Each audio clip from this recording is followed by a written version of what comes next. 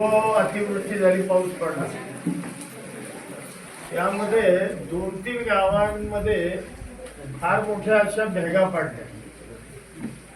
गाव सटकतील अशी अवस्था आहे. हा नाही, माझं म्हणणं काय आहे, भूगर्भवाल्यांना पाठवून ती टीम पाठवून पहिलाच आपण सर्वे केला लगेच ताबडतोब, तर आपल्याला पुढची कार्यवाही करणं सोपं जाईल ना. मग त्यांना ते कळवा. मी तुम्हाला ती नावं सगळी देतो. हा, नावं सगळी तुम्हाला या फोनवरून मी ते SMS करतो नावं सगळी.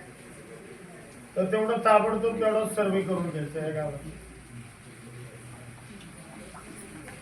होय होय, आणि तुम्ही पर्सनली बोला, मी फार तर बोलू. 4, 5, 6 तारखेला महाबळेश्वर तालुक्यामध्ये 3 दिवसामध्ये तब्बल जवळपास 100 इंच पाऊस हा पडला आणि जनजीवन या तालुक्यातलं बऱ्यापैकी विस्कळीत झालं. काही गावांमध्ये दरडी कोसळल्या, काही गावांमध्ये, म्हणजे आता ज्या गावामधून मी बोलतो ते विवर गाव आहे महाबळेश्वर तालुक्यातलं.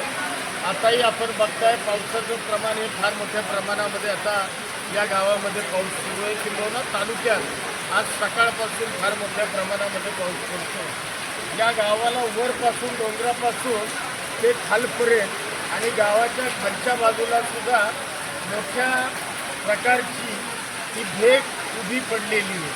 त्यामुळं कदाचित भविष्यात जर अशीच मुसळधार वृष्टी राहिली तर या गावाला धोका हा निर्माण होऊ शकतो. हे पाहण्याकरता मी आज समस्या या गावामध्ये आलो.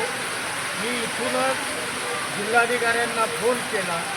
भूगर्भवाल्यांची टीम तिला तातडीनं या गावामध्ये आणि अन्य 3-4 गावं आहेत, या गावांच्या पाहणी संदर्भात त्यांना मी कलेक्टरांना सूचना केलेली आहे.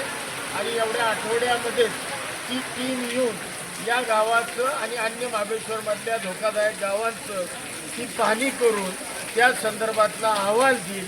त्या अहवालामध्ये जे काही ते सांगतील की जर या गावांचं पुनर्वसन करणं आवश्यक आहे तर निश्चितपणानं या गावांचं पुनर्वसन ते आम्ही निश्चितपणानं चांगल्या पद्धतीनं करू.